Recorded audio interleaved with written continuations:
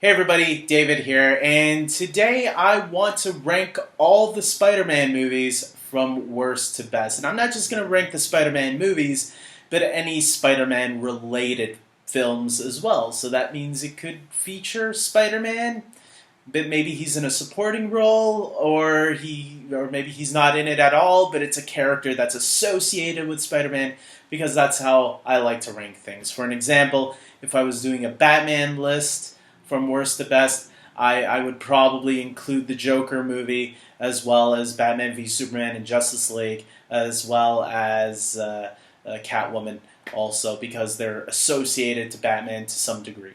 And with Spider-Man, I'm going to do the same thing. So if you don't like a couple of these choices and where I place them, I apologize in advance. At the end of the day, this is all Spider-Man. We all love the character. It doesn't matter what movie it is or who's portraying him. At the end of the day, he's still that same wall crawler, we all love. And whether it's Tom Holland or Tobey Maguire or Andrew Garfield, all of them have been great. And their movies, sometimes there has to be some weak ones, right? So let's get into this. There's 12 movies I have listed here. Feel free to list your ranking in the comment section below. I always enjoy looking at what other people's rankings are. So let's get right into this. So at number 12, I have Venom. Venom starring Tom Hardy. This is my least favorite of the bunch. I don't hate it. Some people, I guess, get the impression that I hated it in my review. I did a review for it back when it came out, and I don't hate the movie. I just don't think it's that great. I think the first half of the film is pretty boring, but the movie picks up when Tom Hardy merges with the symbiote. Eddie Brock merges with the symbiote. That's when I think the movie starts to pick up a little bit. But most of it is really cliche. I really don't feel no connection at all between Eddie Brock and his love interest. I think the villain was really lame as well. But that's just me. So moving on. And by the way, I am hoping that the second Venom film will be a lot better, especially with a new director in charge. And Tom Hardy's still returning it, and I think he was great in the role. I just feel he wasn't in the right movie. I felt they should have given him a better movie to play with.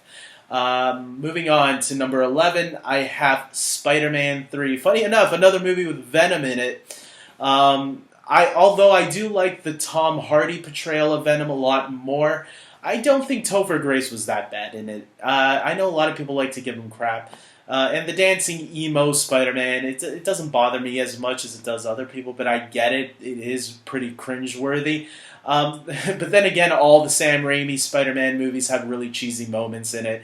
But that's Sam Raimi's style, and if you know that going into it, you'll be okay with it.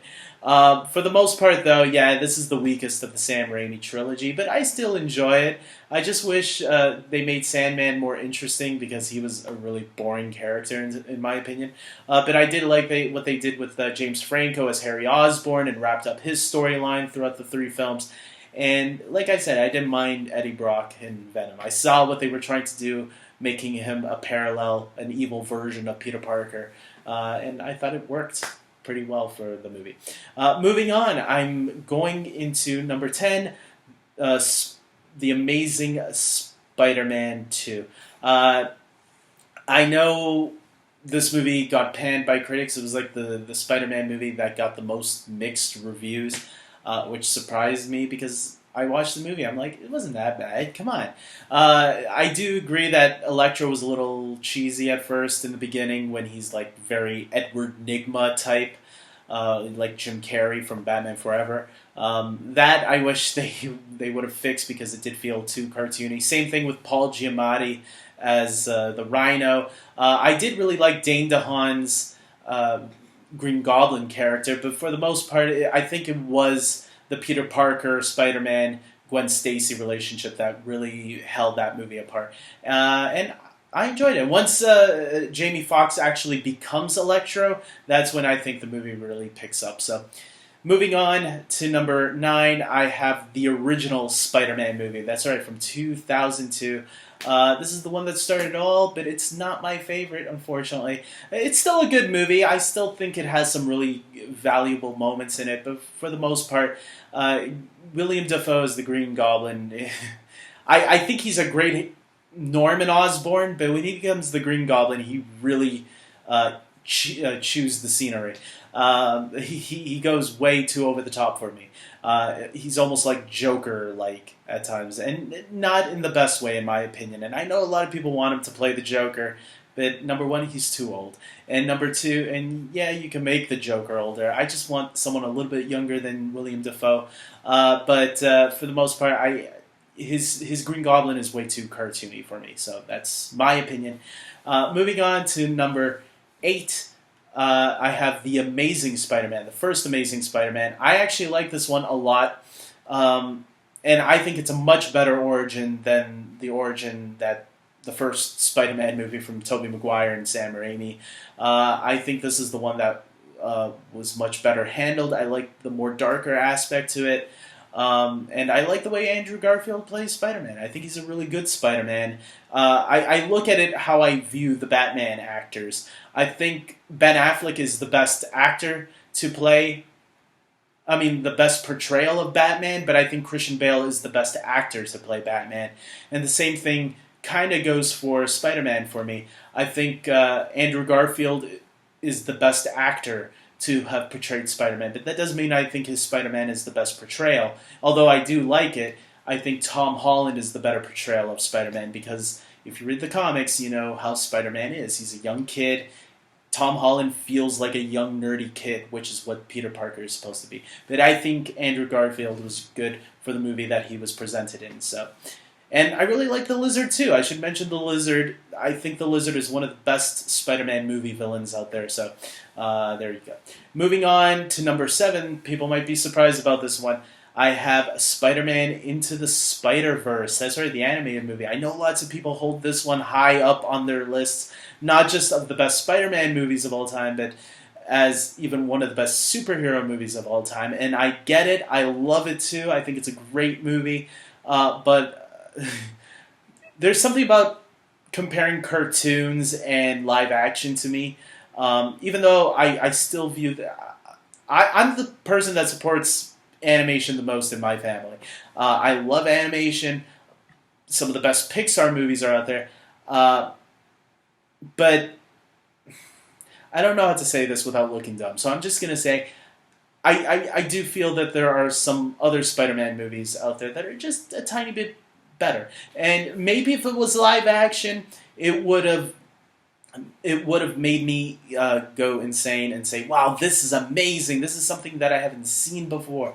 And even though this was a story of Spider-Man we haven't seen, and Miles Morales is a great character, I do feel the animation part of it, side of me, kind of says, yeah, but they can get away with a lot of stuff that live action movies can't. And that's what kind of makes me respect live action movies a little bit. That's a bad way of putting it. Look, we're just going to move on. I love this movie. Don't get me wrong. It's a great movie. Let's move on. Number 6, I have Spider-Man 2. That's right, Spider-Man 2 is one of the best live-action Spider-Man movies for me. This was a tough one. This one and at number 5, I had a tough time ranking because I love them both almost equally.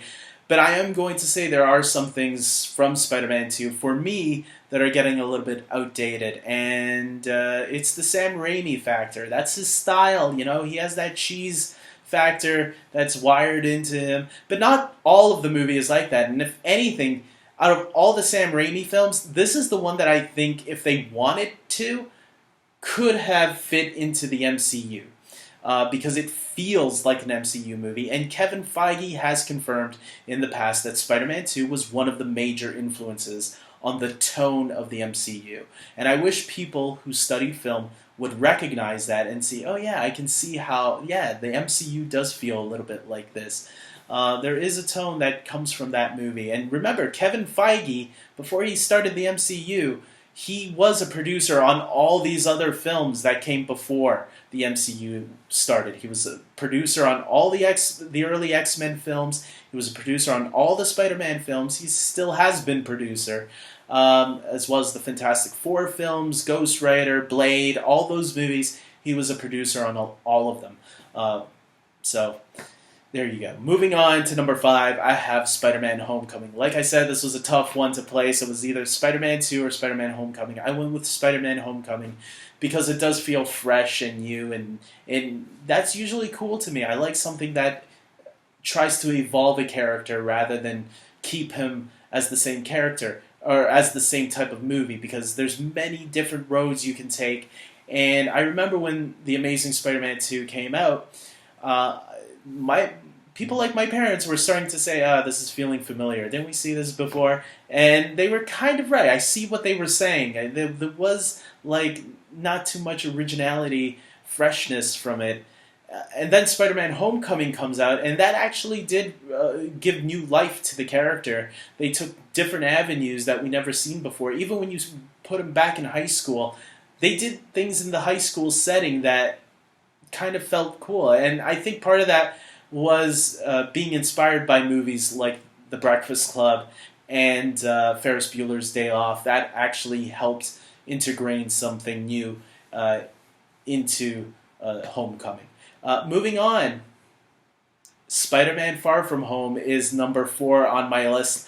Yes, I really enjoy this movie, and I think it is the best solo Spider-Man film so far. I think Mysterio is a character that I've been wanting to see ever since Spider-Man 3, and I didn't think they'd ever do it because they seemed more interested in the Lizard and Venom and all these other characters. You never heard much about Mysterio, and this movie did him, and they did him right. I love how they gave him the mocap.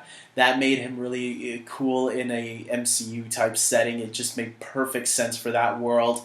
I don't know how Sony would have done it on their own, but I'm sure it wouldn't have been as good as what the MCU made him. And I really like Peter Parker's love story with MJ in that movie because it was a really sweet story. So, and I like the vacation aspect. They got him out of New York, which, like every Spider-Man movie, he's always in New York doing stuff there. This got him out of New York and allowed him to travel and go on a road trip. And just like Homecoming, it felt fresh, it felt new, it felt like a Spider-Man movie we haven't seen before. So there you go. Moving on. People probably will say, David, you're cheating with these ones. But no, they do involve Spider-Man, so they make sense. At number 3, I have Captain America Civil War, one of my all-time favorite MCU movies. And the movie that was responsible for bringing in Tom Holland as Spider-Man. I think it was a great introduction to this character. And the moments that he does have in this movie really count, and they're really effective, and they're some of the best things that come out of it. People were talking about how great Spider-Man was, and we couldn't wait to see him again in his own movie. Moving on to number 2, Avengers Infinity War. Now this one, he has a really big, important role in the movie. He's hanging out with the majority with Tony Stark and Doctor Strange for the most part, and their interactions together was really great, as well as his interactions, the little bit we got of it with the Guardians of the Galaxy. That clash between the two teams was really cool when we got that, and obviously the fight against Thanos. Spider-Man held his own in there, and as everybody knows, his scene when Tom Holland disappears, Peter Parker, when Peter Parker disappears into the dust, a lot of people started crying, man. It was tearful. Tom Holland, you're a really good actor, man. Keep it up, and you could be the best. I'm just saying that now. Moving on to my number 1 favorite movie, shock, Avengers Endgame. That's right, the movie that ends it all. And okay, Peter Parker really isn't that much in it. He only shows up at the very end. But I look at Endgame and Infinity War as one giant film. And if I had to pick my favorite, I've really grown to love Endgame. There was a time I would have put Infinity War over Endgame, but Endgame, I see it as a great conclusion to the Infinity War saga. And once again, when Peter Parker does show up, let's remember, I was in that theater the first 2 days, opening night, and the character that got the most applause when he returned was Spider-Man. So people love this character, of this version of Spider-Man, and his moment with Tony Stark where he got to hug Tony, That was a great moment. I even loved his little interaction between with Captain Marvel. That was really cool. Um, and yeah, just those moments alone, the little moments we had with Peter in this movie, were just effective enough that's why you got to have Spider-Man. I mean, this movie be part of this list. So, with that being said, guys, that's my list of movies. I know the top three are MCU films that are not even Spider-Man films.